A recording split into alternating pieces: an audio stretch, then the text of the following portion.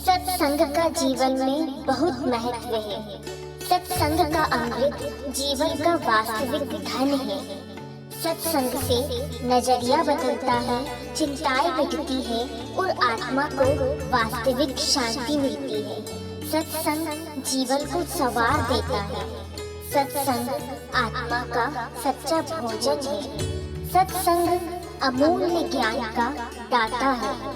गुरु कृपा से जब हम सत्संग सुनते हैं तो एक अनमोल धारा प्रवाहित होती है। हर सत्संग के वाक्य में छुपा होता है दिव्य संदेश। ये तो वो गुरु कृपा का रहस्यमय आशीर्वाद है जिससे हम जानकर अपने जीवन को बहुत ही सुखमय और आनंदमय बना सकते हैं।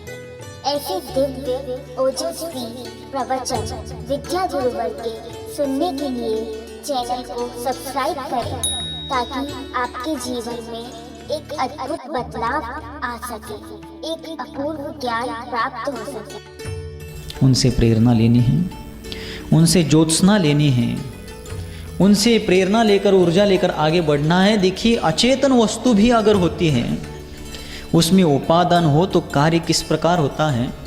कल रात में एक बात ध्यान में आई, कक्ष में पूरा अंधकार था और 9 बजे के आसपास रोज की तरह कुछ श्रावक वैयावृत्ति के लिए आए थे और बाहर उन्होंने बाहरी हॉल में लाइट जलाई।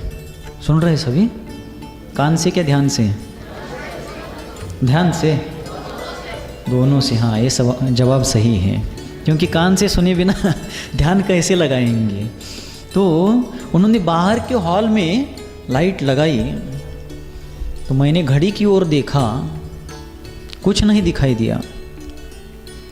और फिर 2 मिनट में उन्होंने लाइट बंद कर दी, लेकिन खिड़की की कांच से थोड़ा सा उजाला बाहर की ट्यूबलाइट का अंदर आ रहा था और उतने से धुंधले से उजाले में उस घड़ी के कांटों पर लगी हुई जो रेडियम थी,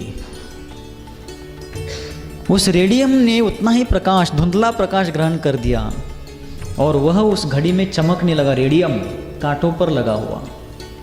और जो समय हुआ था उस समय का यथार्थ निर्धारण उन कांटों ने दिखा दिया। तो महाराज, इसमें क्या है? इसमें भी निमित्त नैमित्तिक संबंध है। जैन दर्शन का कानून, जैन संविधान यहाँ पर भी लागू होता है। अब उस कांटे में चमकने की, सही रूप से समय सूचित करने की योग्यता थी, लेकिन रात में दिख नहीं रहा था। तो रेडियम ने उसको और सहयोग कर दिया और रात के अंधियारे में भी चमकने वाला वह रेडियम समय का निर्धारण कर देता है, समय को दिखा देता है। काय को दिखा देता है? समय को। रेडियम ने दिखाया। रेडियम में थोड़ा सा प्रकाश ग्रहण करने की शक्ति थी, उसने ग्रहण किया और प्रकाश, अर्थात उस प्रकाश के माध्यम से समय को दिखा दिया। आत्मा में भी बहुत शक्ति है। अगर आत्मा थोड़े से भी अल्पमात्र यथार्थ ज्ञान को ग्रहण कर लेता है, यथार्थ ज्ञान रूपी अल्पमात्र प्रकाश को भी ग्रहण कर लेता है, तो वह भी अपने समय को, अर्थात समय का अर्थ टाइम ही नहीं होता, समय का अर्थ आत्मा भी होता है, तो वह भी समय को दिखा सकता है। उसकी धुंधली से ग्रहण किए हुए प्रकाश के द्वारा, अर्थात अंतर मुहूर्त समयावधि के लिए जो प्रथमोपशम सम्यक दर्शन होता है, उतने मात्र में वस्तु के यथार्थ स्वरूप का दर्शन हो सकता है। सिर्फ जीव को उद्यम करने की, पुरुषार्थ करने की, प्रयास करने की आवश्यकता है। मराठी के साहित्यकारों ने कहा है, आचार्य भगवंत कुंद कुंद स्वामी ने भी समय सार ग्रंथादिराज में कहा है, एयत्त निश्चय गवो समो सवत्थ सुंदरो लोए। अपने एकत्व विभक्त स्वरूप को प्राप्त, उसको उपलब्ध कर चुका, उसमें तल्लीन हो चुका यह समय अर्थात आत्मा ही 3 लोक में सर्व सुंदर है। लोग कहते हैं कश्मीर सुंदर है, धरती का स्वर्ग है। कोई कहते हैं स्विट्जरलैंड बहुत सुंदर है, कोई कहते हैं सिंगापुर, दुबई बहुत सुंदर है, कोई कहते हैं आयरलैंड देश बहुत सुंदर है। कोई कहते हैं सम्मेल शिखर बहुत सुंदर है, कोई कहते हैं श्रवण बेलगोला बहुत सुंदर है। है ना।